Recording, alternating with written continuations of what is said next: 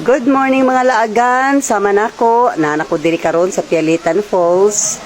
Oy, naglangoy-langoy ko diha, basig ganahan mo, manglaag, kontakar ako, og kuyo gapod.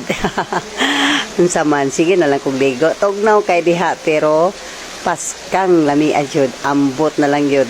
Kana, temporary close siya, pero nakasaglit yun ni og tosmaw.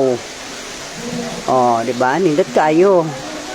Langoy-langoy jud ko diha. Murag jud gipahimos lang ginako. Murag kumbaga murag katapusan na.